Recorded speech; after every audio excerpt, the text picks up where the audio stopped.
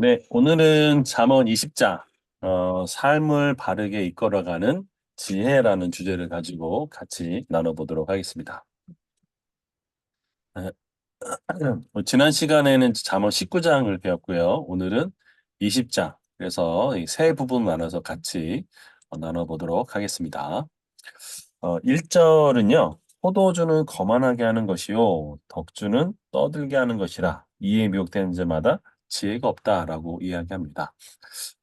여기에 아주 중요한 잠언에 있어서 좀 계속 다뤘지만 지혜라고 하는 것, 그것의 본질 중에 하나는 성품적인 측면에서는 자기 통제 또 뭔가를 깊이 생각할 수 있는 그 사고를 얘기하죠. 그런데 이 술로 인해서 사람은 이제 정신줄이 놓아진다고 흔히 표현을 하죠. 그래서 사람이 경박하게 되고 오만하게 되고 그래서 특별히 술을 멀리하는 것이 또 지혜를 구하는 첫걸음이라고 할 수 있다라고 합니다.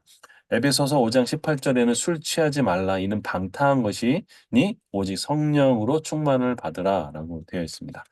뭐 여기 계신 분들은 이제 대부분 그 교회에도 다니시면서 그리스도인이신데 술과 담배 문제에 대해서 여러분 어떻게 생각하십니까? 술 또 담배. 예.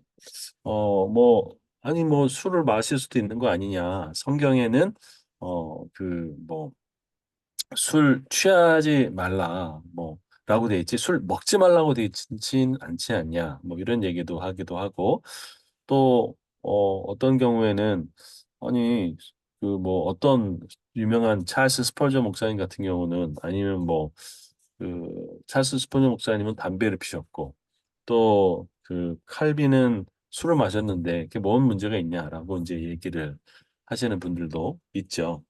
우리는 한국에서는 특히 이 술과 담배의 문제는 그리스도인의 아주 중요한 정체성의 한 부분을 차지할 정도로 많이 그렇게 인식이 돼 있죠. 그런 부분은 일제 시대의 선교사님들이 이게 술과 담배를 그 당시에 이제 굉장히 그 아주 성도 그 교회 사람을 장악해서 술과 담배가 문제가 생겨서 장로나 임직을 받을 때 이 술과 담배를 하면서 이제 그것이 한국 교회의 어떤 정체성을 형성하는 데 부분이 있죠. 그런데 여러분이 어떻게 생각하시든지 간에 저는 이제 이런 부분을 이제 요렇게 좀 정리를 해 드리려고 합니다. 첫 번째는요.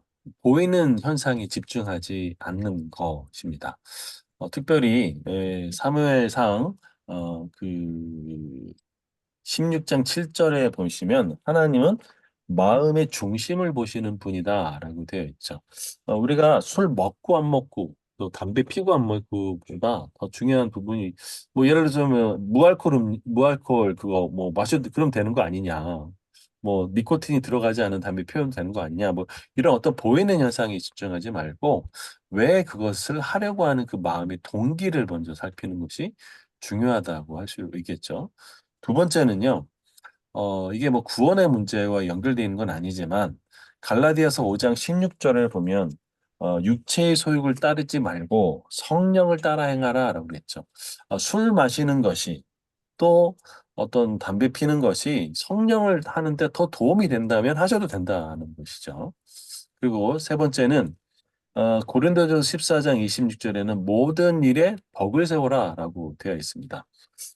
만약에 제가 여기서 막 술 마시면서 또 담배 피면서 성경 강의를 한다. 그러면 이게 '덕을 세우는 일이 될까?'라는 것이죠. 그래서 이 사도 바울이 그런 얘기를 했었잖아요. "모든 것이 가하나 모든 것이 다 덕을 세우는 것이 아니다."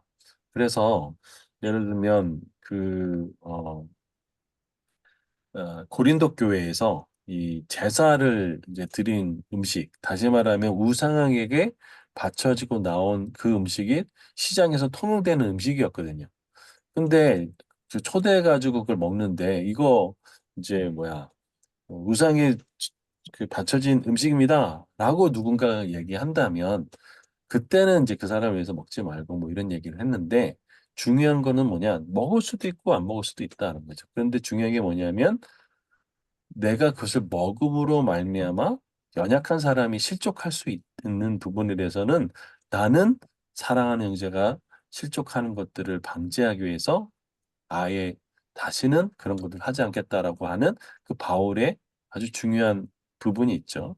그리고 진리가 너희를 자유케 하리라. 그래서 모든 우리가 이 조항에 있어서 어떤 결정에 있어서 이 어, 얽매이거나 어떤 그 우리 구속하려고 하는 그런 부분보다는 정말 진리 안에서 자유롭게 할 수 있는 것. 그래서 이 네 가지에서 예스라고 대답할 수 있다면 얼마든지 해도 괜찮다라는 저는 그런 부분을 좀 분별해서 하시면 더 좋겠다라고 말씀을 드립니다.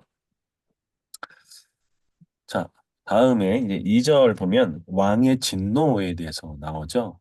당시 그 고대 근동 이스라엘 나라 준변에서는 왕의 권위가 곧 신의 권위와 직결이 됐죠. 그래서 당시에 이 전쟁을 하면 이 뭐 이스라엘과 팔레스타인 어떤 뭐 블레셋과의 전쟁이라고 하면 그 뒤에 뭐가 있냐면 신과 신들의 전쟁이라고 보였던 거죠. 그래서 특별히 이 왕의 노여움, 진노는 이 사자의 어떤 표효와 같이 그런 무서운 이미지를 주죠. 그래서 이것은 궁극적으로 말씀을 드리면 하나님의 주권, 또 하나님의 권위에 순종하는 그 삶을 살아간다. 그래서 악인들은 이런 이 하나님의 그 거룩한 진노 앞에 결국은 심판을 받게 될 거다. 라고 하는 영적인 교육까지도 이제 확대해서 우리가 이 부분을 또 이해할 수 있겠죠. 그 다음에 3절입니다. 다툼을 멀리하는 지혜이죠. 다툼을 멀리하는 것이 사람에게 영광이고 미련한 자마다 다툼을 일으킨다 되어 있죠. 특별히 이 다툼이나 분쟁은요, 이 그 인간관계에서 아주 중요한 또 영향을 미치는 거잖아요. 그래서 미련한 사람, 좀 어리석은 사람은 쉽게 다투고 쉽게 관계를 파괴하고 그렇잖아요. 여러분 부자들의 특징이 혹시 뭔지 아시나요? 부자들은요, 감정과 생각을 잘 통제한다고 합니다.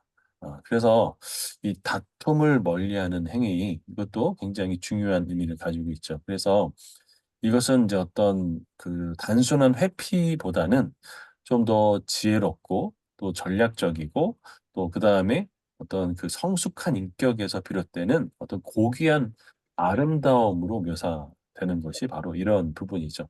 여러분 정말 훌륭한 인격자 앞에서는요. 그냥 가만히 있어도 이렇게 고개가 숙여지는 어떤 그런 의미들이 좀 있지 않습니까? 여러분 그런 부분들도 이해하시면 더 좋을 것 같습니다. 그래서 이 미련한 사람은 다툼을 일으킨다라는 얘기는 결국 다툼의 이 핵심으로 들어가면 내 입장에서는 내 생각에서는 이라고 하면서 이 자기 중심적인 사고가 있을 때가 굉장히 많죠. 그래서 나의 욕구와 교만을 끊임없이 어떤 분쟁의 그런 불쏘시개로 만들어내는 부분이 있죠. 저희 아파트 지금 살고 있는 저희가 부분에 제가 어떻게 하다가 올해 이제 동대표를 어거지로 하게 됐는데 한 분이 관리소장의 그런 어떤 그 뭐야 퇴직금이 뭐 잘못됐다 해가지고 막 시위도 하셨는데 제가 혹시 이분의 말이 맞나 해서 변호사다 물어보니까 아니 틀렸다고 얘기하더라고요. 그런데도 이렇게 하는 그런 모습을 보면서 참 많은 생각들을 좀 해보게 됩니다. 자, 그 다음에 4절입니다. 어리석은 자의 이제 그에 대한 제 게으름에 대한 이야기가 나오죠. 게으름은요, 사실 본질적으로 말하면 습관입니다. 그래서 부지런하게 어떤 농사를 짓고 농경사에서는 그 부지런함이 더 중요하죠. 그래서 어떤 이 밭을 갈 때 씨를 풀어야 되고 또 거둘 때 추수 때 그것을 거둘 수 있으려면 부지런해야 된다는 얘기죠. 이러한 의미는 동시에 영적인 것도 동일합니다. 말씀과 기도를 게을리하는 삶에서 영적인 풍성한 열매를 거두려고 생각하는 것은 너무나 좀 어리석은 일이겠죠. 동시에 우리가 일상생활에서의 영적인 게으른 것뿐만 아니라 또 우리의 그 생활 태도도 중요하죠. 제가 오늘 서점에 갔다가 책을 한 권 샀는데요. 요 책입니다. 요 책의 이름은 요겁니다. 혹시 이게 거의 지금 오늘 반 정도 읽었는데 너무 좋더라고요. 제가 성경적 재정 교육을 가르치면서 많은 고민들을 하고 있는데 이분은 그 카톨릭 쪽에 신앙을 갖고 계신 분이더라고요. 그래서 이 책을 좀 소개해 드리려고 합니다. 이 책은 뭐냐면 어, 부자 습관, 가난한 습관이라는 책입니다. 요거 한번 읽어보기를 추천드립니다. 저도 오늘 거의 반 정도 읽었는데요. 너무 괜찮더라고요. 그리고 이게 굉장히 균형 잡혀 있게 책을 썼다라는 생각도 들고요. 이번에 하는 얘기는 뭐냐면 전 세계의 가난한 사람과 부자들을 다 이 비교하고 이제 질문하면서 이 사람은 왜 부자가 됐고 저 사람은 왜 가난하게 사는지를 알아보니까 어떤 외적인 조건보다도 습관의 문제였다라고 이야기하는 거죠. 그래서 그 이 게으른 자도 역시 습관의 문제다라는 거죠. 가난과 부를 결정하는 게 바로 습관이다라고 하는 좀 전의 책인데요. 이분이 이쪽의 전문가로서 이제 5년 정도 이전 세계에 있는 그 사람들을 대상으로 내린 결론은 부자와 가난을 결정하는 것은 머리와 지능이나 뭐 재산이나 어떤 그런 것이 아니라 개인의 습관에 달려 있다라는 거죠. 결국 게으른 자도 궁핍하게 되는 것은 습관의 문제고 부자가 열심히 일해서 하는 것도 결국 습관의 문제다라는 것들을 좀 같이 나눠봅니다. 자, 5절입니다. 사람이 마음에 있는 모략은 깊은 물 같다. 이렇게 했죠. 그럴지라도 명철한 사람은 그것을 길러낸다. 그렇죠. 사실 10길 물속은 알아도 한 길 사람 속의 마음은 잘 모른다라는 것이 우리 대부분이잖아요. 그렇죠. 그런데 정말 그 사람의 속마음이 뭘까라는 것들을 어, 알 수 있는 부분이 있죠. 그게 뭐냐면 이 예리한 분석력, 그다음에 통찰력으로 사람의 내면을 꿰뚫어 볼 수 있는 것. 그래서 이런 것을 기르려면요, 제일 중요한 게 뭐냐면 관찰을 잘 할 줄 아시는 것이죠. 그 관찰을 통해서 저 사람의 마음이 또 저 사람의 상태가 어떤지를 잘 아는. 그래서 이 명철한 사람은 이 예리한 분석력과 통찰력을 갖기 위해서 관찰을 잘하게 되는 거죠. 그래서 이 사물의 본질과 이치를 깨달아서 깊이 통찰하는 그런 예리한 분석력과 통찰력이 상대방의 진정한 의미가 뭔지 그런 것들을 파악하는 데 굉장히 도움이 되죠. 이 부분은 좀 이따가 같이 좀 나눠 보시면 좋을 것 같습니다. 비즈니스 현장에서 또 협상의 그 순간에서 정말 상대방의 의중이 뭔지를 정확하게 파악하는 것은 뭐 정말 엄청나게 중요하잖아요. 그래서 그런 부분들을 어떻게 정말 그 명철한 사람처럼 그 아무리 그 깊은 그 어떤 계획을 감추고 있더라도 그것을 착 얻을 수 있는 그런 부분에서 좀 나눠보면 좋을 것 같습니다. 6절입니다. 많은 사람이 각기 자기 인자함을 자랑하느니 충성된 자를 누가 만날 수 있으리라. 여기서 많은 사람들은요, 나 괜찮은 사람이야. 나는 이런 사람이야. 난 좋은 사람이야. 난 인자해. 라고 하면서 자신을 피하라죠. 요즘에 많이들 피하라는 시대라고 이야기를 하잖아요. 그런데 진짜 이 약속을 지키고 변질되지 않고 충성된 사람, 다시 말하면 신복과 같은 사람, 정말 변하지 않는 사람, 정말 이 로얄리티, 충성된 사람이 굉장히 중요한 부분이잖아요. 그래서 이런 사람은 어떻게 알 수 있을까? 답이 없습니다. 사실은 시간이 지나면 답을 말해주는 거죠.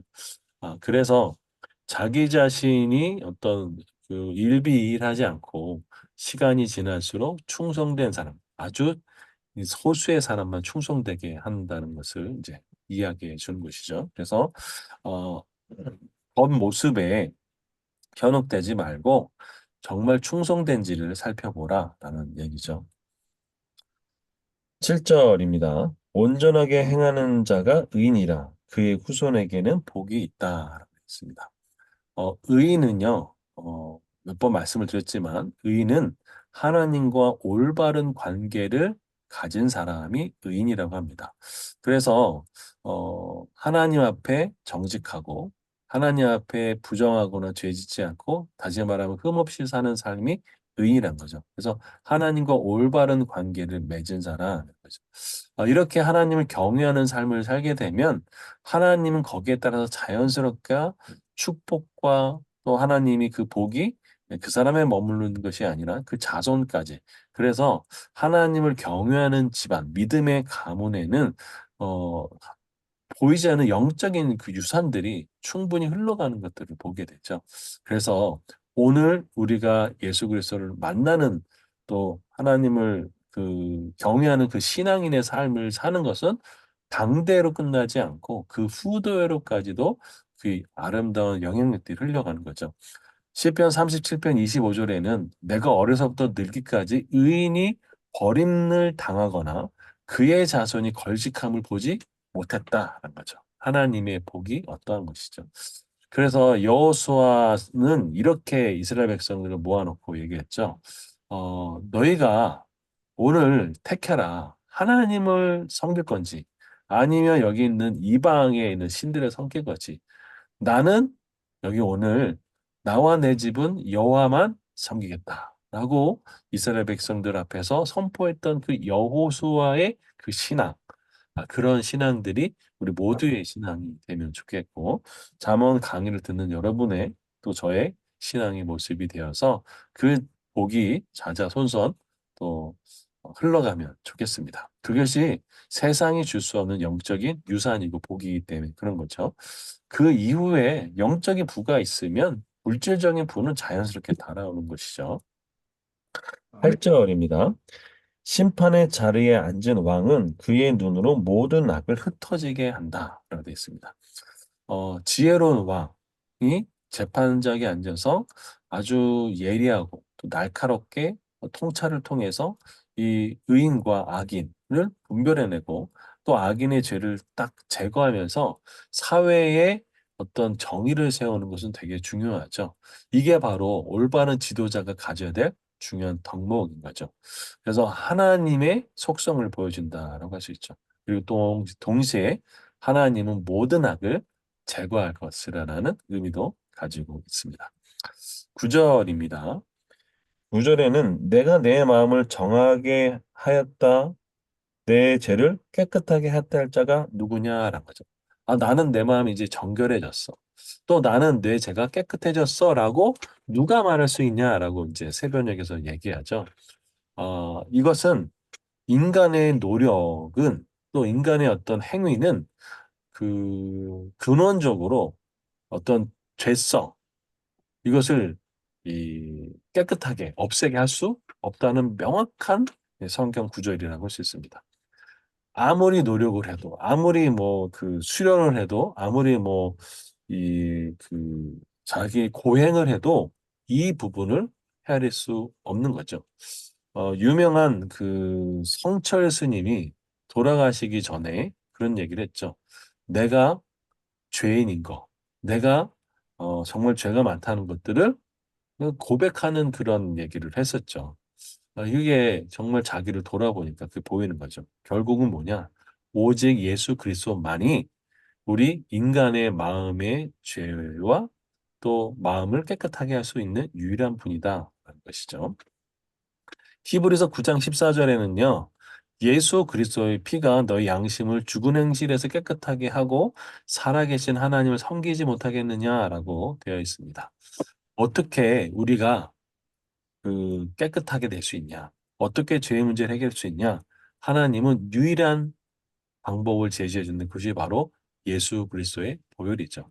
예수 그리스도의 보혈이 우리의 마음과 영혼과 또 죄의 문제를 해결하기 위해서는요. 예수 그리스도 자체가 죄가 없으셔야 됐죠.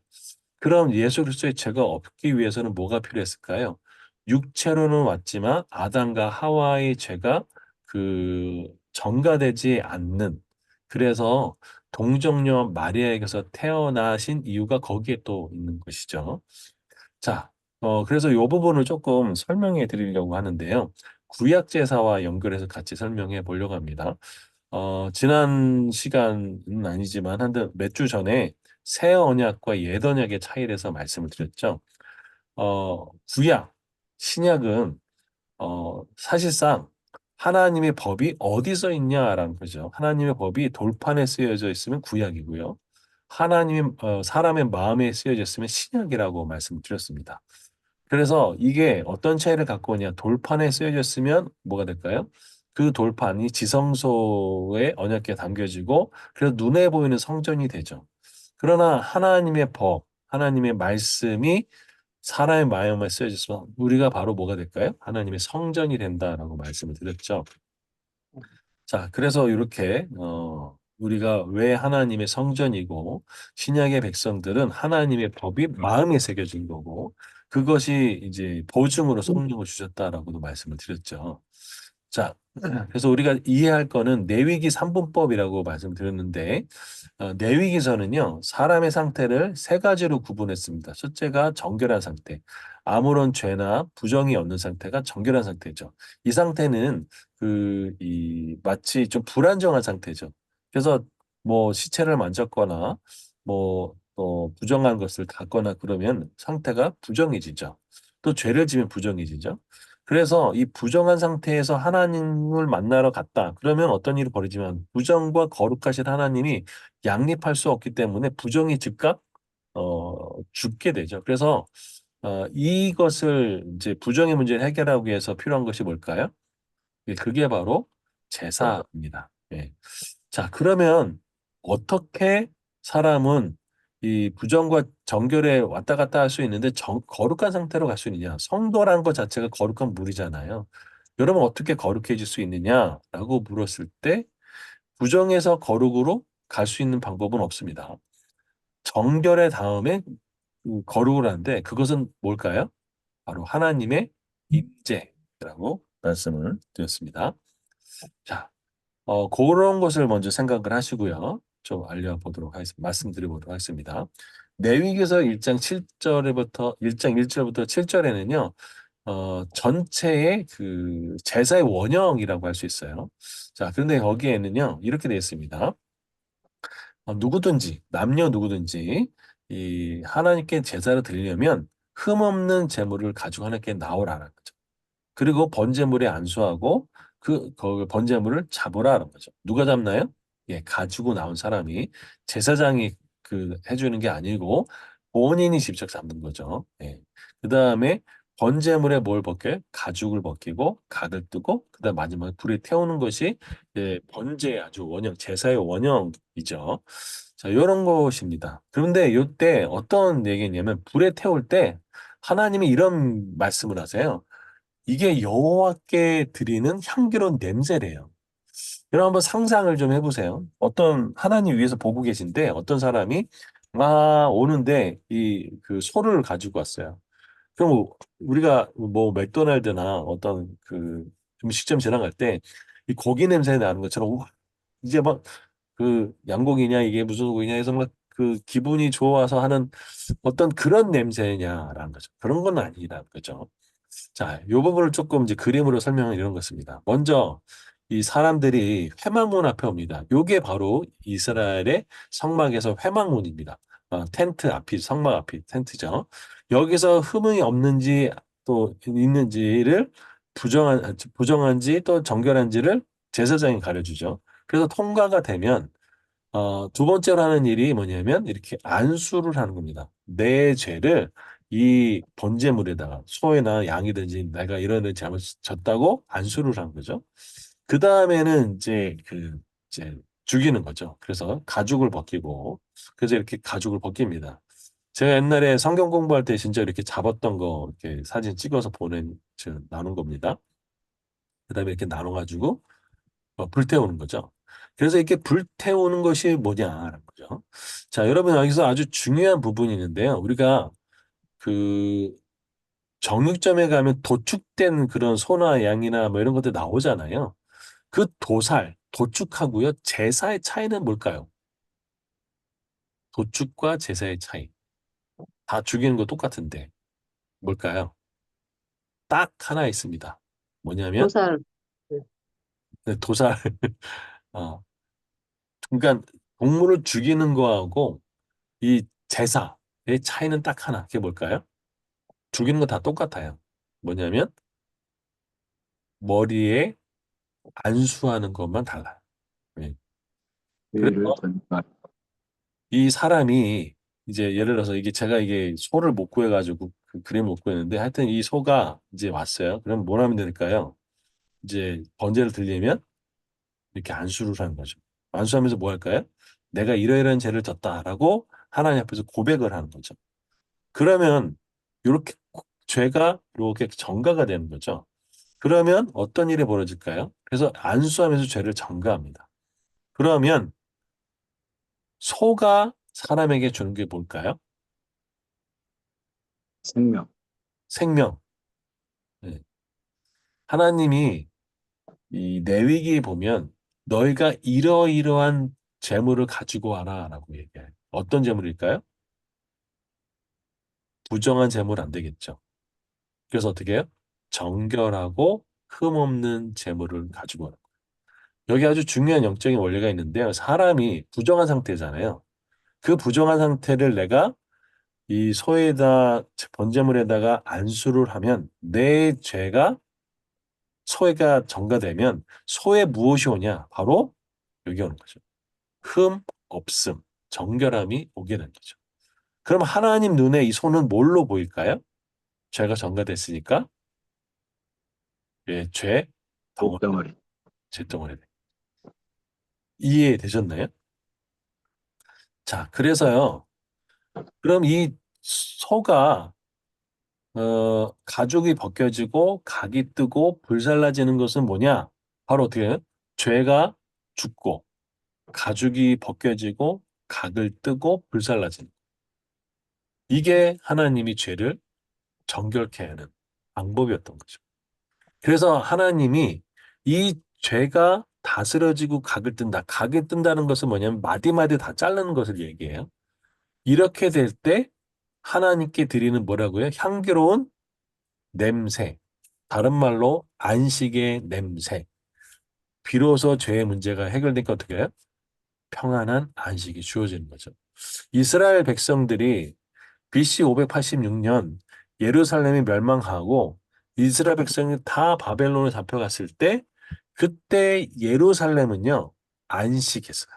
다시 무슨 말이냐면 그 땅이 죄의 문제가 해결됐다라는 거죠.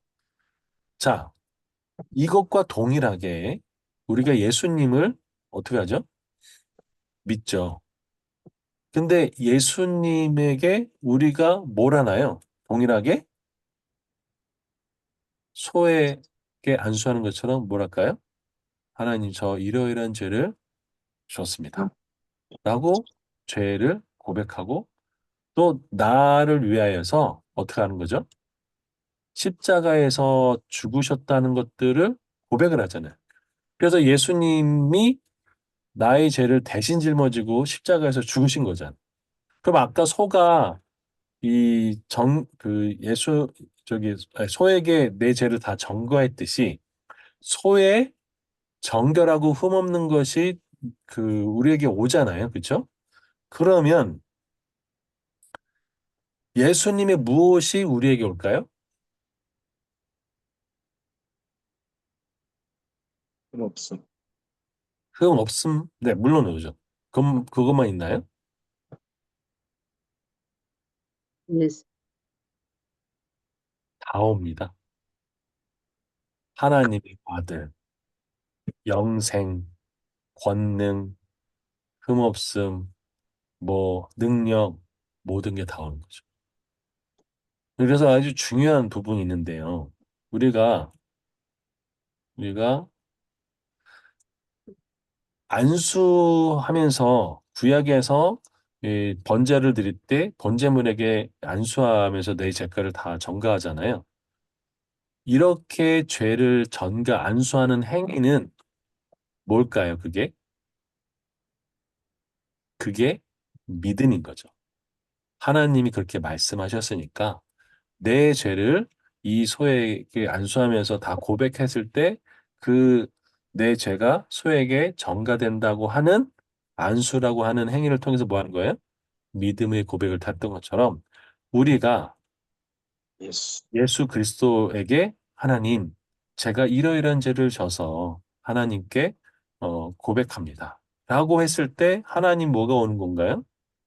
예, 우리를 향한 예수 그리스도 보혈이 우리를 뭘 하는 거예요? 우리의 마음을 깨끗하게 하고 죄의 문제를 다스리고 그리고 모든 것을 다 주신 거예요.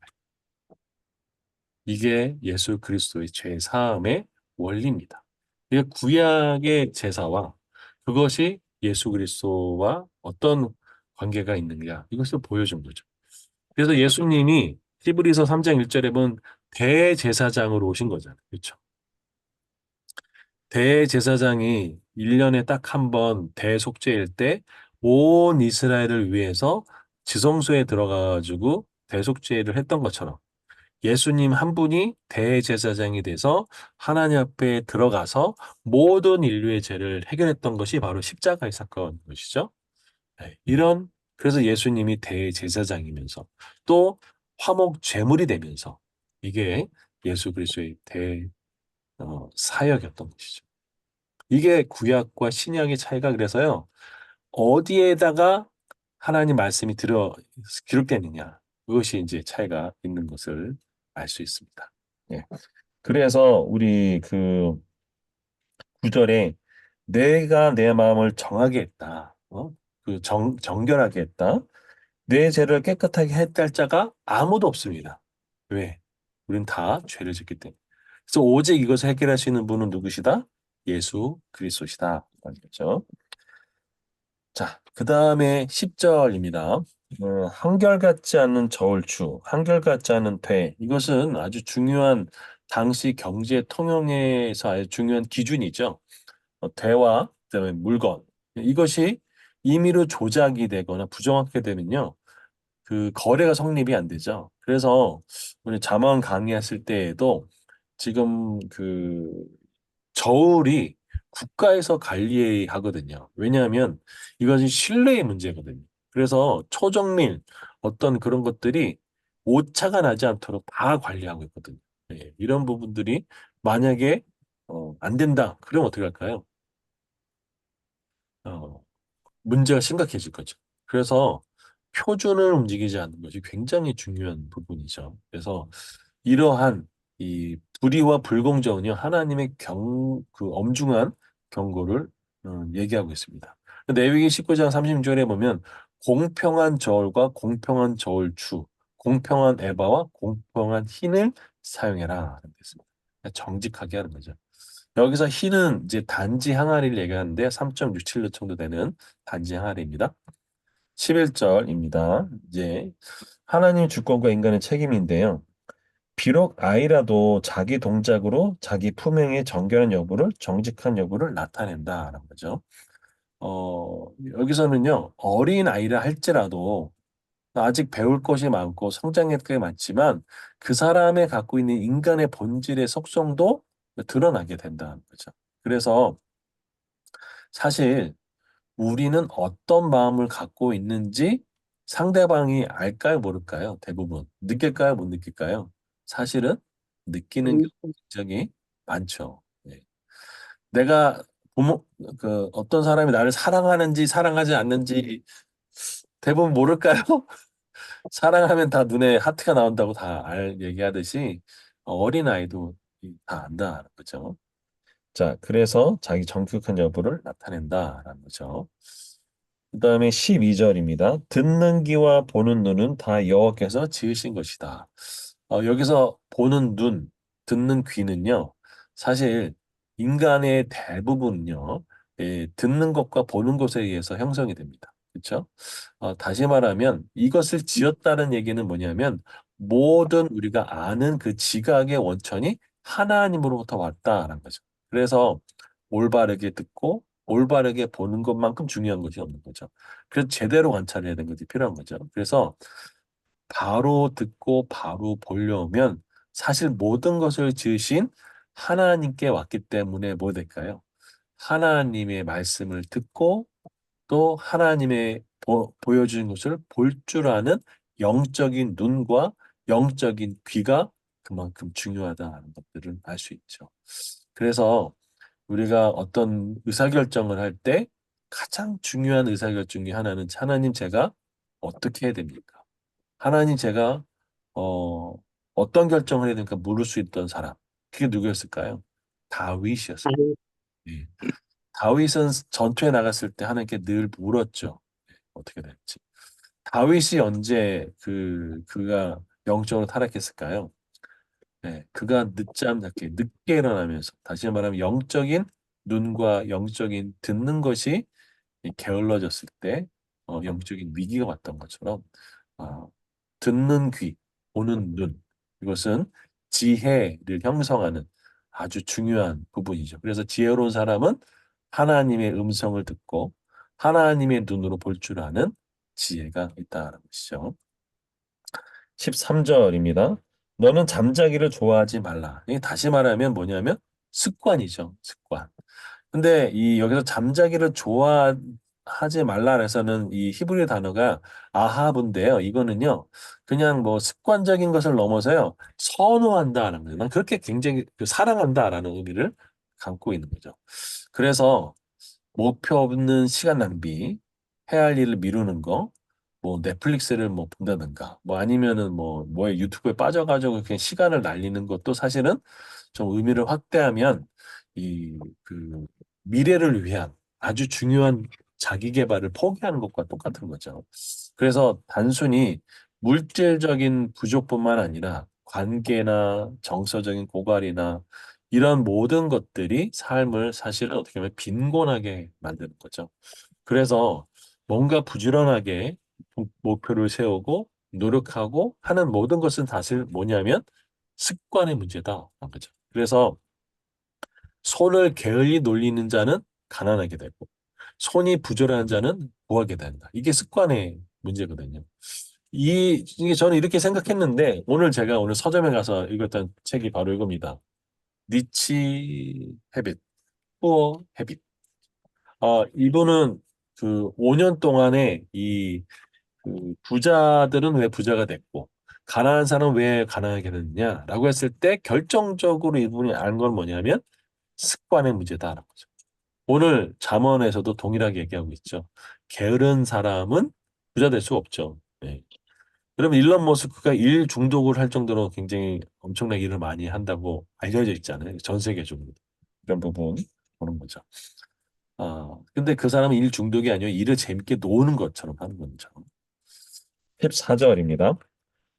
물건은 사는 자가 좋지 못하다 하다가 돌아간 후에는 자랑한다. 이게 사실은 이제 물건을 구매하는 구매자의 아주 그 위선, 심리를 잘 보여주는 거죠. 그러니까 야 이거 물건 좋은 거 아니야 막 하면서 가격을 이제 내리죠. 그러면서 정작 구입하고 나면 사람들한테 어떻게 하죠? 와 이거 너무 잘 샀다라고 하는 거죠. 사실 이것을 잘 풀어준 것이 이제 가성비 있는 측면을 얘기하는 부분이잖아요. 그렇죠?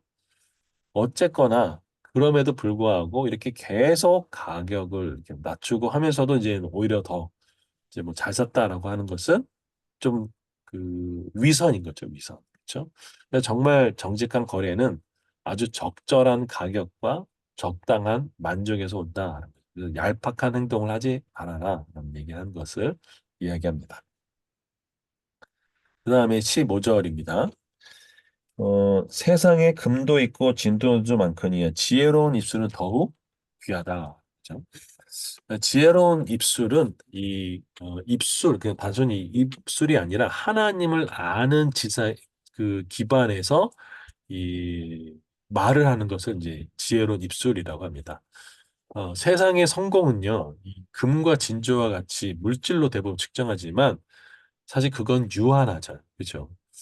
하지만 지혜로운 입술은요, 그 관계를 회복하고 또 사람의 마음을 얻고 공동체를 세우죠. 그래서 부자들은요, 이 책에 의하면 정말 말을 가려서 한다고 얘기하더라고요. 네, 정말 이게 중요한 의미가 많이 있구나. 그래서 지혜로운 입술은 이런 금과 진주보다 더 귀한 보배다. 맞죠? 예, 이런 보배 역할을 이 잠언을 통해서 또 성경을 보면서 하나님과의 그 관계를 통해서 더 기뻐졌으면 좋겠습니다. 그래서 잠언 25장에서는 뭐라고 했죠? 경우에 합당한 말은 아로 새긴 음장반의 금사과다. 너무 멋있는 표현이죠. 그만큼 지혜로운 입술, 하나님을 경외하는 것. 그래서 요셉이 바로 앞에 섰을 때 바로가 그런 얘기를 하잖아요. 이런 지혜로운 사람 우리가 찾을 수 없다. 하나님의 영에 감동된 사람. 다시 말하면 지혜의 원천이신 하나님을 경외하는 삶이 지혜가 있게 되는 것이죠. 그래서 성령 충만하면요. 지혜롭게 말하게 됩니다. 16절. 타인을 위하여 보증선자는 옷을 취하라. 외인들을 위하여 보증선자는 그의 몸을 볼모로 잡아라. 여기서 이제 외인은 이방인들을 얘기하는 거죠. 자, 이거는 현대에서 의미를 좀 확장하면 이제 빚보증을 넘어서요. 뭐 친분 관계에서 좀 투자 좀 해줘. 아니면 또 이 다른 사람의 어떤 문제를 내가 대신 책임져 주겠다고 나서는 분들도 가끔 봐요. 네, 그런 부분은 또 위험하다라는 거죠. 그래서 그 당시에 옷은요, 그냥 어떤 의복의 수준이 아니라 가족의 생계와 재산을 의미했습니다. 그래서 이 보증서는 행위가 극단적인 어려움을 초래하거나 또 삶의 기반을 무너뜨릴 수 있는 위험한 행동인 것들을 알고 신중하고 지혜로운 결정을 해라라는 의미입니다. 17절은 뭐냐면 속이고 취한 음식물, 다시 말하면 속이고 취한 이득을 얘기하는 거죠. 이것은 처음에는 맛이 좋은 것 같은데 나중에는 그의 입에 모래가 가득하게 된다는 거죠. 모래 씹어본 분이 혹시 있을지 모르겠는데 결국은 불법적인 방법으로 얻은 재물이나 권력은 나중에는 처음에는 좋아 보이지만 나중에는 고통과 허물을 줄 뿐이다. 결국은 자신의 영혼을 망가뜨린다. 그렇죠? 그래서 이것은 아주 이렇게 좀그 묘사를 되게 잘했죠. 다음에 18절입니다. 이제 경영 부분인데 경영은 의논함으로 성취하니 지략을 베풀고 전쟁할지어다. 자, 경영이라고 하는 것은 결국 의논합니다. 여기서는 아주 두 가지 중요한 얘기를 하고 있는데요. 첫째가 의사결정을 하는 데 있어서 협력이 필수다. 자, 그리고 전쟁이라고 하는 아주 극단적이고 아주 위험한 상황. 그리고 전쟁은 예측이 거의 다 사실 불가능하잖아요. 러시아와 우크라이나 전쟁도 뭐 한 3일 뭐 일주일 안에 끝낼 거라고 생각했는데 그게 아니었잖아요. 그렇죠? 결국은 뭐냐? 아무리 그 철저한 준비를 하더라도 이 전쟁은 너무 예측 불가능한 것이 많기 때문에 어떻게 할까요? 더욱더 계획과 또 의논을 중요시해야 된다라는 것들을 얘기한 거죠. 그래서 집단지성, 바로 이 다양한 그 분야의 사람들이 다양한 관점에서 얘기해 줄 때 그만큼 리스크가 줄어드는 것. 이건 아주 어, 오늘날이나 옛날이나 아주 중요한 부분이죠. 그래서 잠언 15장 22절에는 의논이 없으면 경영이 무너지고 지략이 많으면 경영이 성립한다. 그렇죠? 19절 두루 다니며 험담하는 자. 이게 이제 험담꾼이죠. 남의 비밀을 누설하게 되고요. 입술을 벌린 자는 사귀지 말라라는 거죠. 우리가 중요한 이제 비즈니스를 할 때나 또 관계를 맺을 때 어떤 뭘 할 때 정말 신뢰가 굉장히 중요하잖아요. 근데 어떤 사람이 신뢰가 있는지 아닌지는 어떻게 알 수 있을까? 정말 믿을 수 있는 사람은 어떻게 알 수 있을까? 그게 바로 말을 보면 되는 거죠. 그래서 험담꾼은요, 이 말 저 말을 사람들에게 막 옮기는 거죠. 그래서 타인의 어떤 약점이나 어떤 사생활을 가십으로 해가지고 이야기를 하는 것은 재미있을 수 있겠죠. 얼마나 또 재밌겠습니까? 그런데 그런 사람은 어떻게 해야 된다고요? 마음속으로, 저 사람은 내가 멀리 해야 되는 사람이구나. 왜요? 내 것도 그렇게 도마의 생선처럼 할 거니까. 이런 사람들을 관계에서는 거리를 둬라라는 이야기를 하는 거죠. 20절. 부모를 저주하는 자는 암흑 속에서 등불이 꺼진다는 거죠. 자, 이것은 단순히 어떤 부모를 욕한다, 어떤 저주한다는 의미를 넘어서 돌보지 않고 무시하고 삶에서 연약하다고 해서 배제하는 행동을 포함한 모든 것들을 이야기합니다. 이건 결국 부모님의 관계뿐만 아니라 부모님의 관계가 틀어지면 사실은 삶의 뿌리가 부모로부터 왔는데 전체가 흔들린다는 의미인 거죠. 그래서 이 등불이라고 하는 것은요, 생명이라는 의미도 있고 희망이라는 것도 있는데 결국은 부모님을 잘 모시지 못하는 것은 자기 자신의 어떤 희망의 등불을 끄는 것과 동일하다라는 것을 이야기하는 것이죠. 그래서 이 어, 뭐냐, 십계명에 부모를 공경하라는 그 의미도 같이 연결된다고 할 수 있겠습니다. 그 다음에 21절. 처음에 속히 잡은 삽은 마침내 복이 되지 아니한다. 그죠? 이건 뭐냐면 일확천금. 그러니까 갑자기 모은 것들은요, 이 금방 사라진다라는 거죠. 뭐 예를 들면 뭐 어떤 복권에 당첨됐다. 그럼 어떤 일이 벌어질까요? 대부분의 사람들은요, 자신이 다룰 수 있는 이 돈의 한계치를 가지고 있다고 해요. 무슨 소리냐면, 내가 1억을 벌 수 있는 내 안에 능력을 갖고 있으면 내 1억이 내 안에 머문다는 거고요. 근데 그러지 못한 능력을 갖고 있으면 어떨까요? 아무리 많은 재산을 가지고 들어온다 하더라도 그것은 어떨까요? 그냥 싹 사라진다는 거죠. 그럼 어디로 될까요? 내가 평상시에 갈 수 있는, 다를 수 있는 돈의 능력치만큼 온다는 거죠. 그래서 쉬운 일확천금은 그만큼 위험하다는 거죠. 그래서 이런 부분들은 돈의 속성에서 또 꾸준한 돈이 있고 또 이런 들어왔다 나가는 돈이 있고 관계를 나가는 것뿐만 아니라 있던 것까지 데리고 나가는 돈도 있고 그런 돈의 속성에 대해서도 우리가 참 살펴볼 필요가 있는 거죠. 22절입니다. 너는 악을 갚겠다 말하지 말고 여호와를 기다리라. 그가 너를 구원하시리라. 우리가 때로는 살다 보면 억울한 일을 당하기도 하고 또 상처를 입기도 하죠. 그러면 어떻게 할까요? 짱돌을 들어서 좀 복수하고 싶은 마음이 들죠. 아니면 조그만 마음의 화살을 가지고 공격하고 싶은 생각도 들죠. 그런데 그렇게 하지 말고 그걸 어떻게 할까요? 잠시 내려놓고 하나님께 맡기라. 저도 며칠 전에 고민되는 문제가 있었는데 이걸 얘기해야 되나 말아야 되나 막 이렇게 하다가 음악을 듣다가 아나운서가 그런 얘기 하더라고요. 그냥 가만히 내버려 둬라. 그래서 저는 이게 하나님의 음성으로 들리더라고요. 그랬더니 잘했다라는 생각이 지금 참 들어요. 네.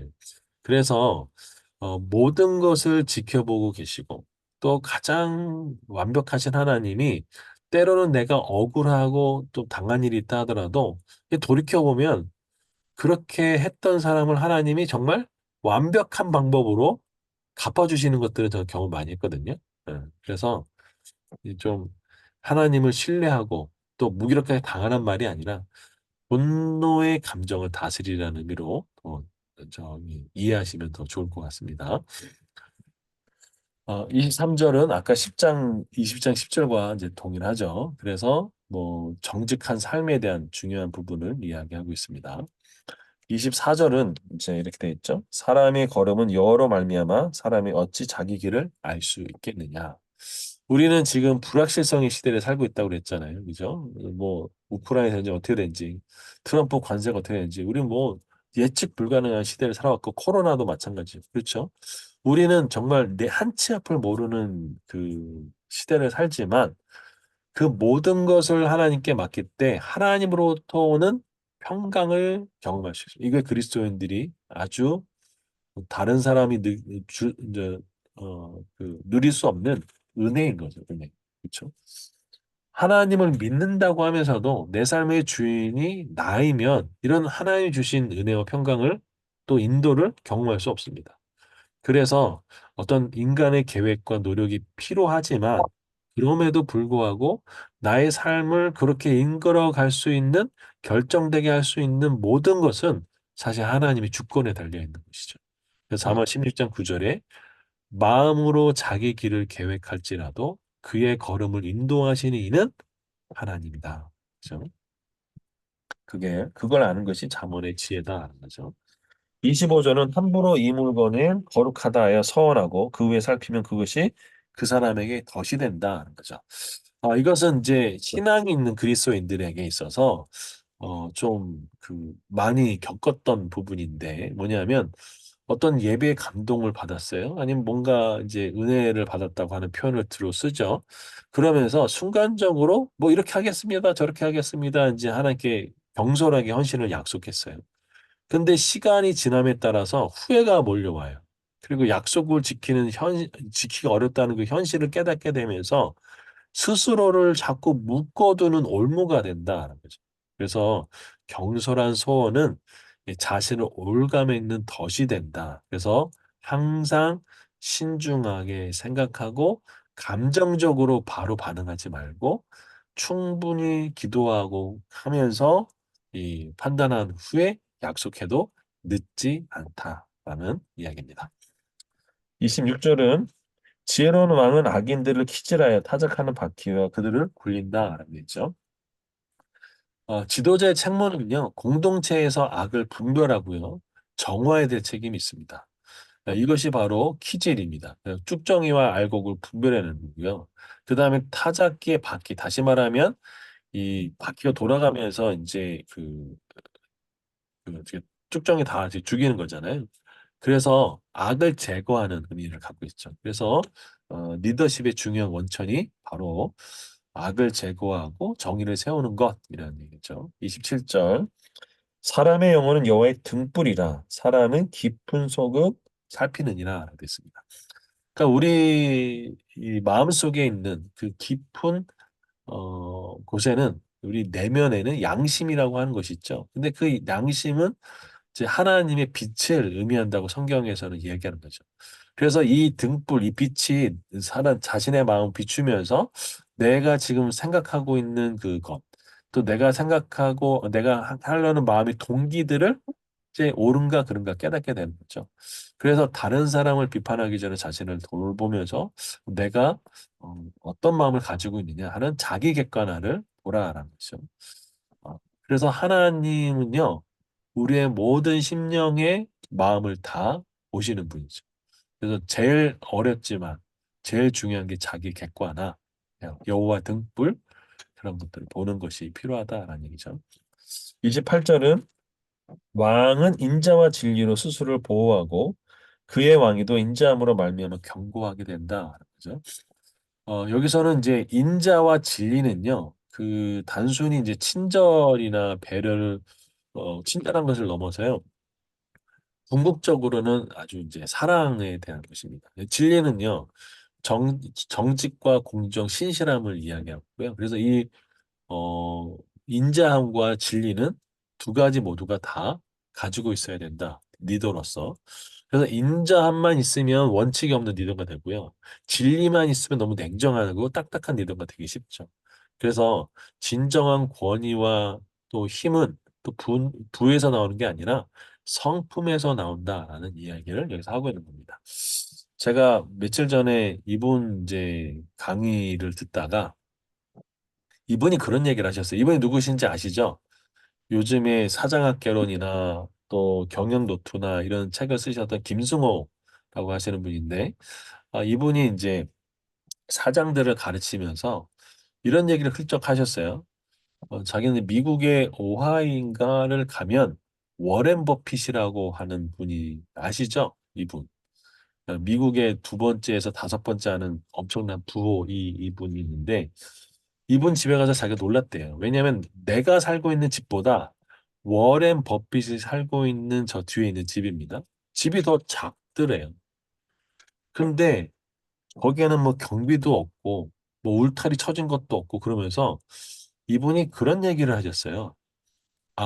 워렌 버핏이 단순히 부와 명예 어떤 그런 것만 있는 것이 아니라 그 사람의 인품이 있기 때문에 저기에 경비나 뭐 이런 것이 없어도 저기에 살 수 있는 것보다라는 이야기를 하는 것을 보면서 상당히 좋은 통찰을 얻었던 것 같아요. 그래서 왕은 인자와 진리로 스스로를 보호하고 다시 말하면 성숙한 성품에서 나온다라는 것들을 보게 되었습니다.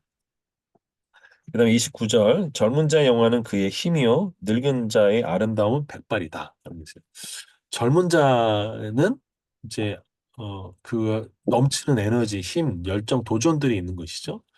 동시에 이제 나이 드신 분들에는 그 백발, 이거는 뭘까요? 삶의 풍파를 겪으면서 거기서 빚어졌던 성품, 또 성숙, 인내 이런 것이죠. 그래서 이 구절은요, 젊은 세대는 젊은 세대도로의 그 고귀함이 있고, 또, 힘은 젊은 때보다 약하지만 그 안에 성숙과 어떤 그 지혜가 있는 그 노년층의 그런 아름다움이 있는 것이죠. 그래서 각 세대의 아름다운 그 각각의 가치가 있다. 그래서 서로의 세대를 비난하지 말고 서로를 긍정하고 이해해 주라라는 의미를 갖고 있는 거죠. 요즘에 세대 간의 갈등이 이렇게 많이 첨화되는 요즘, 우리가 좀 더 잠언으로서도 살펴볼 필요가 있는 것이죠. 30절, 단호한 훈계에 대해서 얘기하고 있는데요. 상하게 때는 것은 악을 없애나니 매는 사람의 속에 깊이 박힌다. 이건 단순히 이제 어떤 때리는 그런 어떤 체벌의 의미가 아니라 분명하고 단호한 어떤 훈계를 얘기하는 거죠. 그래서 그것을 통해서 뭘 하냐면 악을 뿌리 뽑는 그런 제거하는 부분이 필요하다라는 거죠. 그래서 그런 영향력을 이제 차단하는 부분이라는 거죠.